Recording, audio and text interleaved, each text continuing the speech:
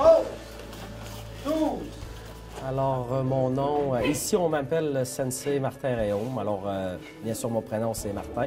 Je suis dans les arts martiaux depuis 1986. J'ai arrêté de jouer au hockey à l'âge de 16 ans et après ça, mon sport est devenu le karaté, le sport de combat. J'ai l'école ici depuis maintenant 6 ans. L'école existe depuis plus longtemps que ça, depuis maintenant 11 ans, mais en tant que propriétaire, je suis ici depuis 6 ans. On y pratique le karaté Kenpo. On y pratique le Goju-Ryu, le karaté traditionnel okinawayen le Goju-Ryu. On y pratique le Tai Chi. On a des spécialités en armes et en combat de karaté, de ce qu'on appelle le point fighting, le combat de vitesse. La boxe aussi, mais ça, c'est un autre paire de manches. Nos origines viennent de la région de Boston. Donc, notre karaté Kenpo nous vient de la région de Boston, de professeur Nicolas Serio. Cet homme-là, lui, l'a appris et l'a pratiqué plus au niveau de Hawaï. Mais les origines du Kenpo viennent de la Chine.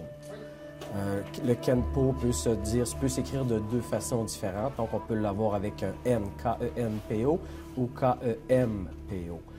Ça veut dire exactement la même affaire. La seule chose qui diffère, c'est le kanji, donc la façon de l'écrire, et après ça, la traduction de ce kanji-là. Donc, on va le voir sous deux façons, en K-E-M ou en K-E-N, mais la définition, c'est la même chose. Il y a une multitude de Kenpo différents qui existent. Ce que je peux vous assurer, c'est que le Kenpo à l'origine, peu importe que ce soit écrit avec un N ou un M, les origines viennent de la Chine. Et puis après ça, c'est tout simplement dans le kanji, donc la façon de l'écrire. Après ça, c'est de là qu'ils l'ont divisé. K-E-N ou K-E-M, c'est de par le traducteur, la personne qui a décidé de le prendre. Mais il n'y a pas ni un ni l'autre. Après ça, c'est tout simplement ta lignée, la famille d'où vient ton Kenpo qui diffère si tu le mets un N ou un M. L'arbre généalogique, nous, on l'a appris on est de Québec, donc avec Clermont-Poulain, dans la Fédération des Studios Unis.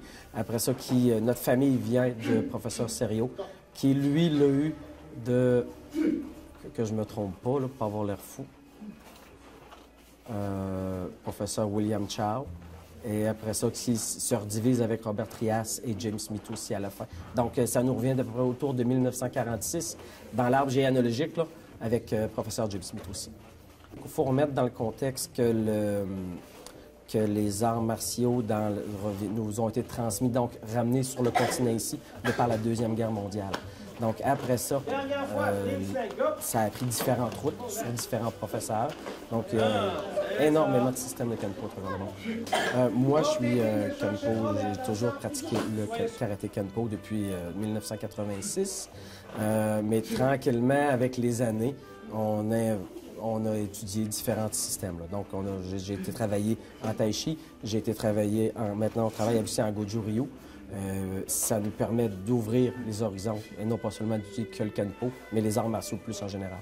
Vous parlez de travailler, vous parlez de vous perfectionner ou vous parlez de monter le niveau de ceinture dans différents styles? Je suis un étudiant, je suis une ceinture blanche à la base. Hein. En tout temps, pour moi, l'étude des arts martiaux, là, c'est une vie de travail.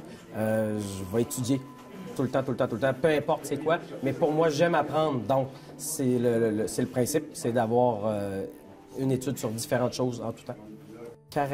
En Kenpo, l'uniforme traditionnel est noir.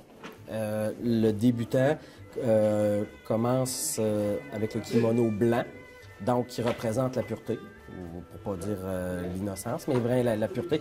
Quelqu'un qui n'a jamais été initié à rien encore ne sait pas vers quoi il va. Et tranquillement, après ça, il gradue vers l'uniforme noir.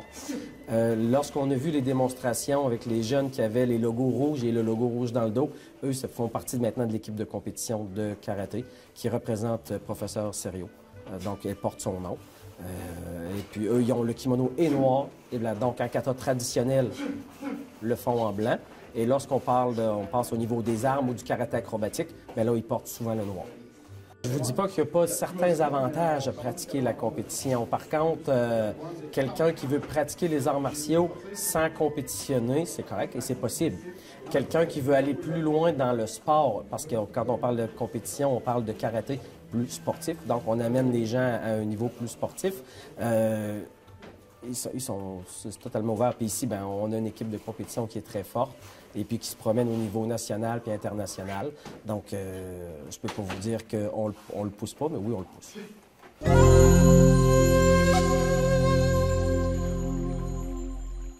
Écoute, un sensei, pour moi, c'est quelqu'un qui a un désir d'enseigner, donc quelqu'un qui a un être humain qui a des élèves et qui lui enseigne tout simplement le karaté. Pour moi, c'est ça un sensei. Quelqu'un qui a un grand désir de donner son savoir. Y a-t-il un niveau minimum pour être sensei? Ben, oui, à la base, la ceinture noire serait un prérequis, là, mais c'est un peu le standard des arts martiaux, le minimum de la ceinture noire. Mais pour moi, un sensei, c'est quelqu'un qui a des élèves et qui veut leur enseigner quelque chose. Ouais, Kenpo, pour moi, c'est en relation directe avec la nature humaine.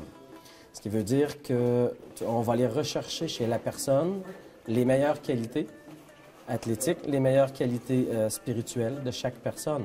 Il n'y a pas personne qui va avoir le même standard de niveau au karaté parce qu'on est tous des individus uniques. Par contre, ce qu'on veut, c'est qu'ils soient bien avec eux-mêmes.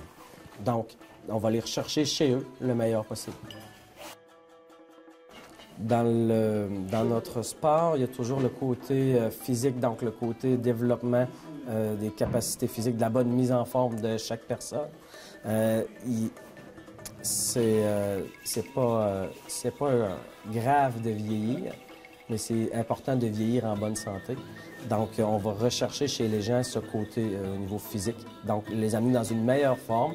Je ne dis pas qu'on forme des athlètes olympiques, mais on améliore la condition physique chez les gens en général. Après ça, bien, il y a le côté spirituel. On va aller chercher le côté de la concentration, le côté de la méditation, de la respiration.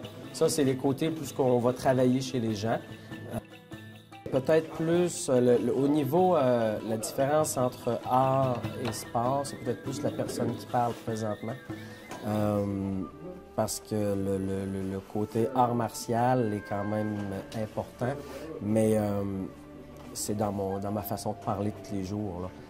Pour moi, c'est un loisir, c'est un sport, c'est une façon d'être, mais à certains degrés de certaines personnes. Ce qui veut dire que je te dis pas que je veux être un moine bouddhiste.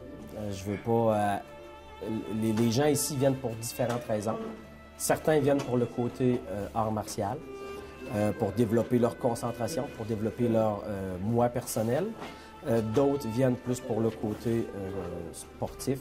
Donc, c'est dans ma façon de l'expliquer tous les jours. Mais tout le monde ici vient pour des choses différentes. On a réussi à combiner, avoir un bon mélange de sport et art martial. Ce qui veut dire que c'est accessible à tout le monde et tout le monde va venir et retrouver ce qu'il recherche. Est-ce que certaines personnes vont venir chercher plus le côté art martial, donc le côté plus interne de soi-même. D'autres vont aller chercher plus le niveau développement physique chez eux, parce qu'il ne faut pas se le cacher. Il y a des gens qui sont, comment je dirais, il y a des gens qui sont manuels, puis il y a des gens qui sont plus intellectuels. Bien, il faut, à ce moment-là, si quelqu'un d'intellectuel recherche un côté sportif, bien, ils sont peut-être moins habiles à le développer, tandis que quelqu'un qui a le côté plus physique, plus facile, bien, lui, il va avoir plus de facilité là, mais il va avoir plus de difficulté à travailler son chi interne. Donc, c'est là qu'on combine tout ça ensemble. Le chi, on parle de l'énergie. L'énergie, respiration, ça dépend de la façon de le verbaliser de tous et chacun. Moi, j'essaie de garder ça dans des mots simples pour que les gens comprennent. Parce que on pourrait parler au niveau physique, au niveau de l'esprit, au niveau des chakras, mais si on le fait, il faut s'assurer que les gens qui sont avec nous en ce moment sont capables de le comprendre. Donc, j'essaie de l'expliquer par des mots plus simples. L'enfant, pour moi, personnellement ici, je pense que les enfants qui viennent ici viennent pour bouger. Ils viennent pour retrouver une deuxième maison. Ils sont bien ici. Ils retrouvent des gens qui sont souriants, qui veulent leur enseigner des choses. Donc, les jeunes viennent ici pour bouger. On parle des jeunes, 5, 6, 7 ans. Ils viennent ici pour bouger. Ils viennent chercher pas des idoles, mais des façons à qui ils se rattachent. Et puis, ils viennent bouger. On les fait bouger. 4, 5, 6, 7, 8, 9, 10. Roxane, 10. C'est exact. Non, non, reste debout. C'est toi qui vas subir ça. C'est exactement ça qui se passe. Dans une situation d'autodéfense, l'agresseur. Attends, c'est ça, hein? Et voilà. Zach n'a pas le choix. OK? Il a reculé. Merci beaucoup. Les personnes, lorsqu'on travaille 2 par 2, il y a une des 2 personnes au 40. La personne qui est l'agresseur, c'est elle qui charge l'autre.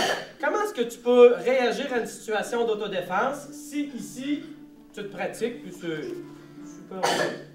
Tu ne peux réagir à ça. L'agresseur agresse. Ça vous va? Ne soyez pas toujours comme ça dans la vie, mais ici, maintenant, c'est ça comme ça que ça fonctionne. Debout, on repart. La même technique. Storm, go! OK, gang, on recommence ça. On se replace. Checking the storm, go! On se replace rapidement. Go, rapide! On se replace. Pas mettre de statistiques là-dessus, mais un grand nombre de femmes qui viennent ici viennent pour apprendre à se défendre. Notre style de karaté est basé sur beaucoup de techniques d'autodéfense et je pense que c'est ce que les gens recherchent. Les femmes, beaucoup recherchent ça. Moi, personnellement, je peux pas parler pour toutes les femmes, mais moi, personnellement, j'ai pas commencé à faire des arts martiaux pour savoir me défendre. J'ai commencé à faire des arts martiaux parce que j'aimais la performance. Quand j'étais plus jeune, je faisais du combat, des compétitions en kata. Je trouve que c'est beau, je trouve que ça défoule de même les katas, même si on frappe dans le vide, quand on y met l'intensité, je trouve que ça défoule. Puis je fais du karaté parce que j'aime l'énergie que ça dégage.